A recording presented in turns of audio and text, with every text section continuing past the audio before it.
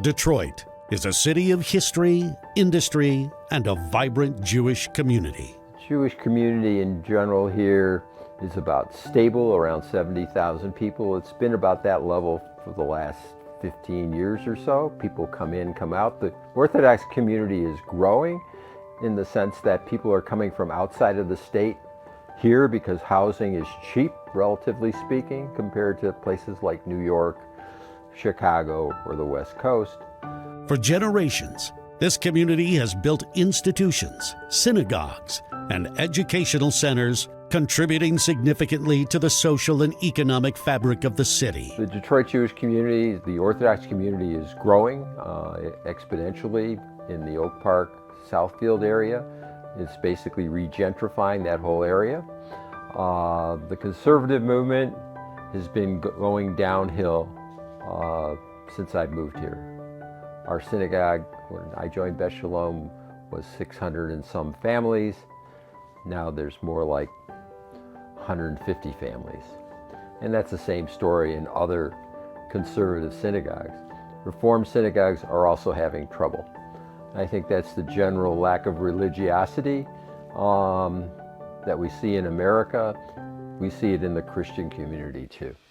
But since October 7th, the reality has changed. The amount of anti-Semitism was escalating before October 7th. But October 7th was absolutely what you would call a watershed moment for our community. The community was in shock, the community was mourning, and we wanted to be together. But all of a sudden, coming together required even more security than we have on a normal basis. And we realized when we wanted to do programs like showing the documentary of the Nova Festival, we needed magnetometers, we needed police in plain clothing, we needed 3 checkpoints for people to come into the building. And everyone appreciated it. Everyone felt safer knowing that all of that was happening. What we're seeing is Jew hatred and anti-Israel hatred is becoming normalized.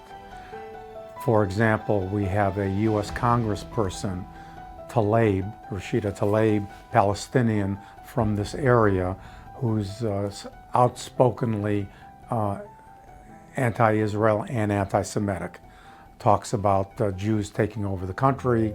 Just a short drive from Detroit lies the city of Dearborn, home to one of the largest concentrations of Arab Americans in the United States. For years, the two communities coexisted, but recent events have ignited new tensions, and the Jewish community is facing an especially challenging time. After the Tree of Life shooting, the Muslim leaders came to Temple Israel to mourn with us. And after the shooting at the mosque in New Zealand, we went to their house of worship and we supported them. Does that exist today? Not on that level. October 7th really changed that. It made people dig their heels in even deeper. Voices of hatred are spreading across social media, and in some cases have escalated into real violence. So after October 7th, I fully considered transferring schools. I originally tucked my star in as I knew it was an issue of safety. I didn't feel safe, everyone widely knowing that I was Jewish, and I felt the need to hide it. I always said that my star is close to my heart, exactly where it needs to be, and I wore it every single day, but I deliberately made sure that it was tucked away for my safety. The Jewish community here is proving that the challenges of the present will not break its spirit, but will only strengthen its commitment to persevere and thrive. I think the Jewish community in Detroit is so deeply rooted that we are here to stay. I think we have so many people in our community who are dedicated to interfaith relations and interfaith dialogue. We just hope that we have a willing partner on the other side.